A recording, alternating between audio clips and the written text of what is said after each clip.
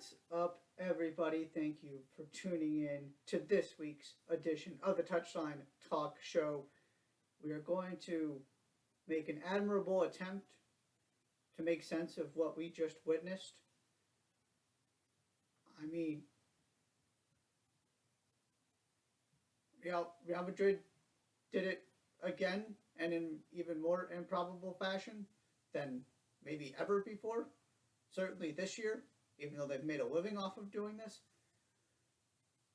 This is easily one of the greatest two leg ties you're ever gonna see, with the 7 goals in the first leg and the drama of the second leg.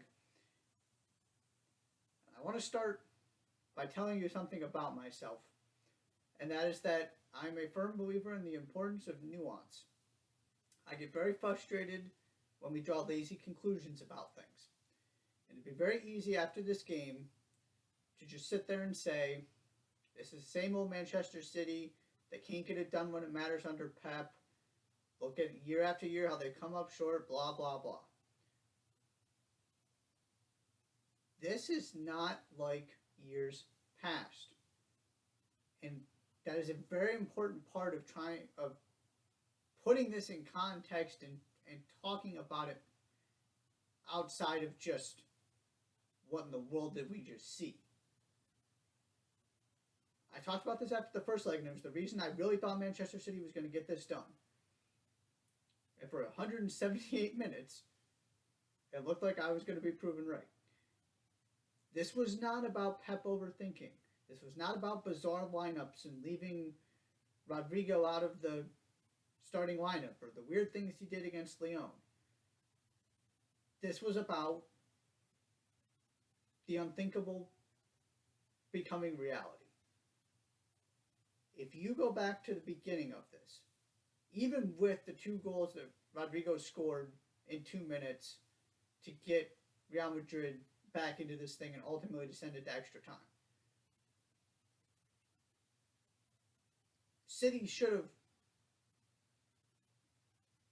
won the first leg by, at least 3 probably, right? That part of this cannot get lost. They thoroughly outplayed Real Madrid and just happened to end up winning by a single goal. So they could have put it away there. Jack Grealish could have put it away, except for Ferland Mendy made a terrific play and cleared his shot off the line. And then the follow-up, Courtois got that save afterward. It almost was done there. It could have been done when Mahrez scored, doing that Mahrez thing where he curls the ball with his left foot, as well as any player in the world. But because City couldn't get that second, and because City couldn't get that 2-goal edge after in Manchester, and Pep was very clear about this. You could see his frustration when they couldn't finish, couldn't put it away. They never put it away, and so Real Madrid just sort of hung in there. And on a night where you sort of expect Benzema to be the one to deliver, and to me, if they had any hope of this, it would have to be some Benzema magic. They didn't get it. He was poor, especially by Ballon d'Or standards. He wasted his opportunities. And so, 89 minutes in, you're not seeing a lot of reason to believe Real Madrid can do this. They weren't really knocking on the door. And out of nowhere, Benzema, to his credit, does make a play. He gets that ball back across for Rodrigo. Rodrigo puts it in. And all of a sudden, here come Real Madrid again. And then Rodrigo gets on the end of the cross, and all of a sudden, this thing is level. We're going to extra time. Benzema draws the penalty. Benzema converts the penalty. And Manchester City just never really looked all that threatening. Afterward, you could kind of just feel that when Real Madrid were not only able to get back level, but to then take the lead in extra time, it was just kind of over. Yeah, they had some chances here or there, but Pep was also playing, justifiably so, playing defensively because they had that 2 goal cushion. So he took De Bruyne off. He had Rodri and Fernandinho out there. You know, you had to make some switches at fullback. He wasn't playing for extra time because he had no reason to. So I can't fault him for that. So that part of this to me is important and is absolutely true and part of the story. This was not just Manchester City capitulating or Manchester City not knowing what to do or Manchester City beating themselves, most importantly. Real Madrid got outplayed over 180 minutes. But they found a way. Because they're Real Madrid and they just have this thing in their DNA. I'm a big believer in things in your DNA and narratives. I talked about that before. Still didn't think they could do this against this opponent. But they did. And that is why we need to also welcome Real Madrid back to the club of Europe's elite. Of course, from a status standpoint, they never went anywhere. But nobody was trying to suggest 12 months ago this team was even top 5 in the world. Certainly not in the discussion for best team outside of Manchester City and Liverpool. They were the best team in their own country. A country that wasn't, that league was not, La Liga has not been particularly great the past couple of years. But what did they do in the past 12 months? They waltzed through La Liga, absolutely obliterated everybody, to the point where they're going to get to go play Atletico and just kind of chill, because Atleti needs to make sure they get in the Champions League, and Real Madrid's already locked up the league. They knock out PSG, the defending champions Chelsea, and Manchester City in successive rounds of the Champions League. And now they're going to get their shot at Liverpool. I am the person who will kick and scream forever that single results and things like the NCAA tournament or a Champions League run are not indicative of who a team truly is. And that just because a team made the semifinals of the Champions League or the final of the Champions League doesn't automatically mean they're this great team and, top 4 in the world or whatever. It's how I felt about Real Madrid last year.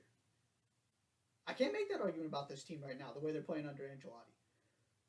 Is it pretty? No. Are they horrifyingly bad at times? Sure. Are they breathtaking brilliant at others? Yeah. And at the end of the day, they continued to do it. Kind of in my head, especially after that first leg, where you felt like they got, you didn't feel, they got incredibly lucky. My thought was, okay, if they can actually pull this off and get the better of Manchester City on their home field, in front of their fans, I can't just sort of sit here and say they haven't done enough. This is another one of those joy rides that they don't really have any business being on. I've got nothing left. They're flawed, as is everybody. But to me, they're the third best team in the world. I don't know what else they're supposed to do. And them beating Liverpool is not going to change that at all. Let's not get this twisted and go too far the other way. They are a whole level behind those two teams. But they showed up, and they played with Manchester City. They kept City in check, gave themselves a chance, and they did that thing they do better than any team in the world, which is just find a way to score goals out of nowhere in the Champions League. And so they are back in the final. The other part of this before we get off of Manchester City, and this is where narratives. I get real tired of people looking at Manchester City and PSG and just going, they're ruining the sport. You can't beat them. Look at their squads. They get whoever they want. Sure they do. And you know how many Champions League finals appearances between the two of them they have? 2. And you know how many goals they've scored in the Champions League final? 0. This idea that because they're the best team in the world, they're automatically just dominant in every sense of the word is false. Now, yes, PSG are running away with league almost every season. They didn't win it last year. And yes, Manchester City have established themselves as the dominant team in the Premier League. They might not win it this year. Liverpool got one. And so much of this has to do with a very simple concept that, right, when you have that much talent, your talent discrepancy is going to show itself over a 38-game season, way more than it is in a tournament and these single, two legs, single competition, stage by stage kind of thing, where you're playing one team, 2 games, or in some cases a single game. Sure, you're susceptible there. That's kind of the point of this. They haven't figured out how to do that part of it.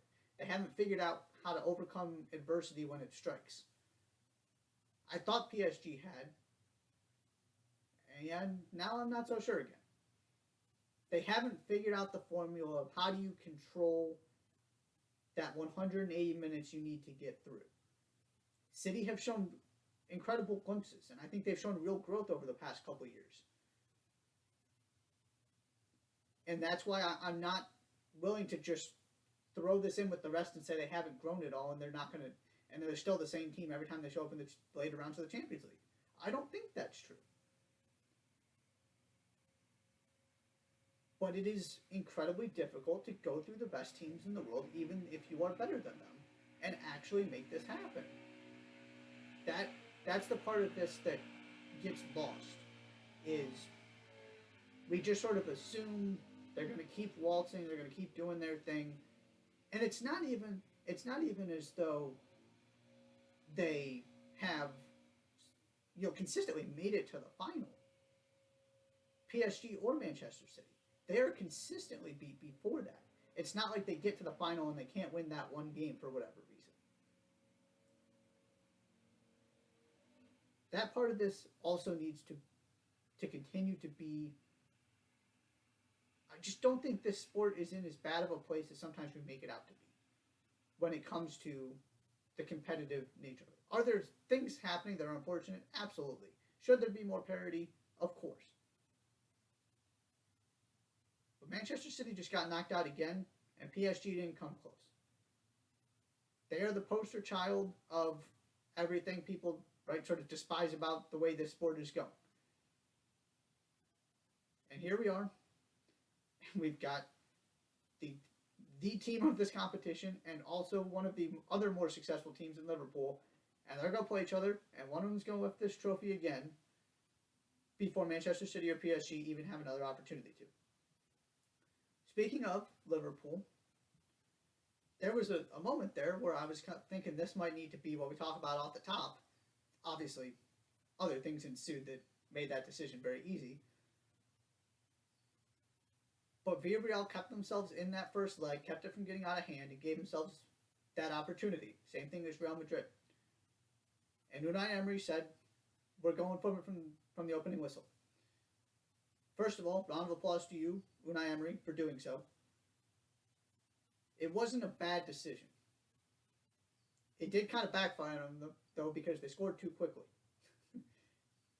They had it all tied up by halftime, which allowed Jurgen Klopp to go in there, get some things figured out, and gave Liverpool 45 whole minutes to reestablish themselves and get those 3 goals in the second half to put this thing well out of reach.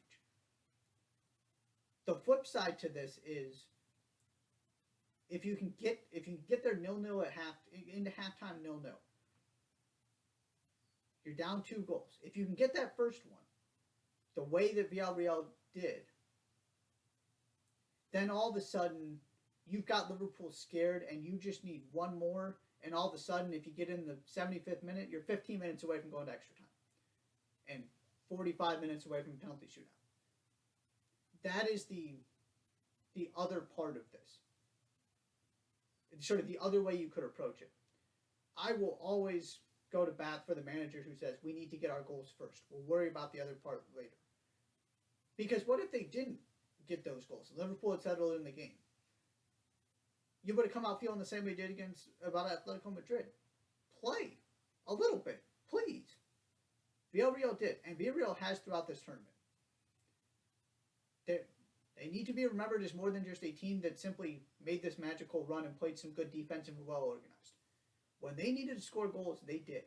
This was not a bunch of 1-0s, a bunch of shutouts. I mean, yes, they played very good defense. But think about this for a second. The biggest difference in this across the two legs against Liverpool was the mistakes Geronimo Rulli made in net. If you get a rock solid performance from your goalkeeper, there's a real argument this thing is 2-2 on aggregate. So much of what broke this thing open for Liverpool was self-inflicted, particularly by Rulli. That is, of course, part of the consequence of not having Liverpool money to go. They had frustrations with their goalkeepers in the Champions League, so what they do, they went and bought Alisson. Villarreal don't have that luxury. But that is how close Villarreal came. It was an incredibly admirable performance, and they showed up. On the Liverpool side of this, two things that go together I want to highlight moving into the final. If you want to get at this Liverpool team, it has always been the same story. And Villarreal were able to do this. Most teams can't. But for 45 minutes, they did it. You got to take those fullbacks out of the attack. You got to take the ball away from them, and you got to make them defend. Because what happened? Eddie and Capoue beat Andy Robertson twice, and the second goal was from Capoue after he beat Robinson to Trent Alexander-Arnold getting beat on the other side. And Francis Coquelin getting way above him, and Alexander-Arnold just offered very little resistance. That's how you expose the weaknesses of these two players. That might have been the worst half they had combined in Liverpool shirts. They've done so many great things. They are absolutely terrific players. That's how you expose what Liverpool does. Because if you let them get going and give them the ball, again, this is way easier said than done, but Villarreal made it happen. They showed you the blueprint. Because you give them the ball, good luck. The other major issue Liverpool had in the first half was that midfield was just non-existent. And I just kept thinking, if that's Man City, if that's Real Madrid, this could have been even worse. It has to be better. And it was better in the second half, but it has to be better in the final. They got cut open too many times, and they weren't able to establish their press and the rhythm that they are so reliant on. Right? They don't play with a 10. Their 10 is creating turnovers. It's moving, getting that press going, getting the high line going, that midfield controlling proceedings. Thiago's running the show. You're getting turnovers. You're stopping the other team from really starting to build, making things choppy, and you're getting the ball, connecting those passes to get the ball to your incredibly gifted attackers. None of that was happening in the first half. And the result is what is probably the worst passing performance of their season, certainly in the Champions League. But ultimately, they figured out after halftime. Luis Diaz comes on. He has to start the final. And I feel bad for Diogo Jota because he's been sensational. He's not on Luis Diaz's level. Luis Diaz is absolutely spectacular one-on-one. You saw the difference he made in this game. And again, everybody else played better too. And because they had the ball, their fullbacks were able to do their thing, and Trent Alexander-Arnold played in some dangerous crosses. This all goes back to them being able to control the terms of the game. But there we are. Real Madrid, Liverpool. Mo Salah said he wanted Real Madrid. He wanted to get the revenge. He's got his opportunity. We'll do plenty of breaking this down and analyzing this matchup before it happens. We've got some time now. Congratulations to Manchester City, Villarreal. Terrific runs. Come up just a little bit short. This was those two, between what Villarreal did and, of course, what we got from City and Real Madrid today. Every year it seems like the semifinals deliver, and this year was, of course, no different. That was a just an incredible comeback for the ages. So congratulations, Liverpool, Real Madrid. We have our Champions League final.